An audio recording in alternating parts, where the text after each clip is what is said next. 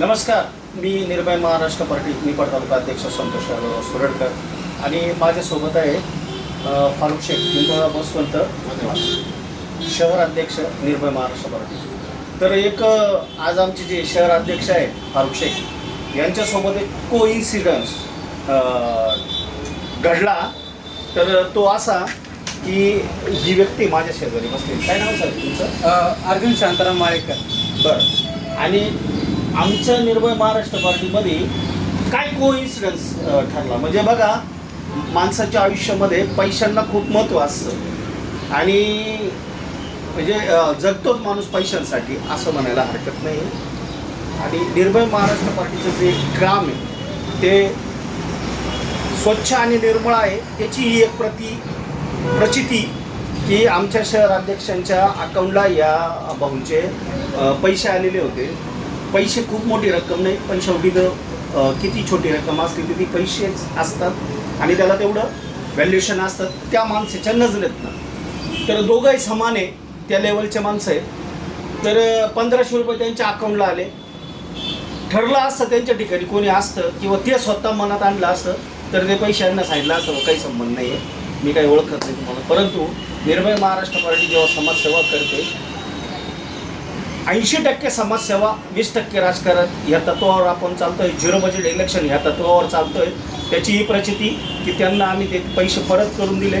हे घडलेला जी कोइन्सिडन्स आहे तो त्यांच्याकडून आहे. सांगा काय झालं होतं? नमस्कार, मी आहे अर्जुन माळेकर. मी राहणार दिंडोरी. माझ्याकडले 1500 रुपये चुकीना यांच्या खात्यावर ट्रान्सफर झाले आणि एक उदाहरण आहे का एवढं भारी का हे पण आमच्या ओळखीचे आहे आणि त्यांचा एवढा भारी स्वभाव आहे का त्यांनी मला ते 1500 रुपये मला परत केले.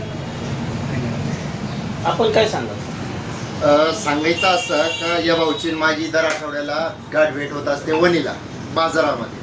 तर आज मोबाईल चेक करता करता मला मेसेज पडला का 1510 रुपये पडलेत. तर अर्जुन म्हणून नाव आलं त्याच्यावरती.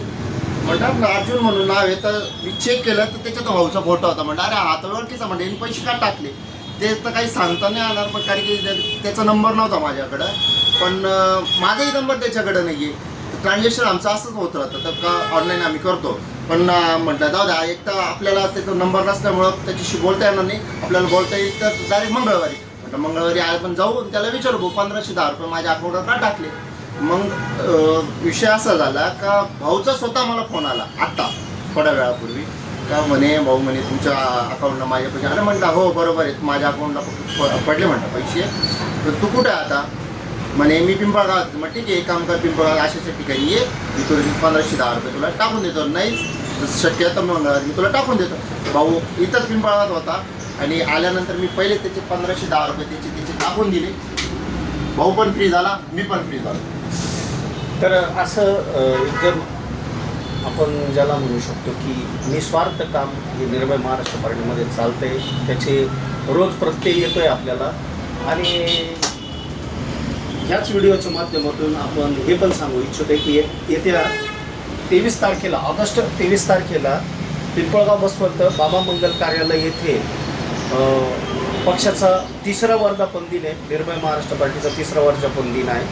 तर माझं ह्या व्हिडिओ बघणाऱ्या सर्वांना आमंत्रण आहे की आपण खुल्या मनाने या वर्धापन निमित्त या कार्यक्रमामध्ये सहभागी व्हा. माझं हेच तुम्हाला आमंत्रण आहे. धन्यवाद. एकच लक्ष, जनतेचे प्रश्न.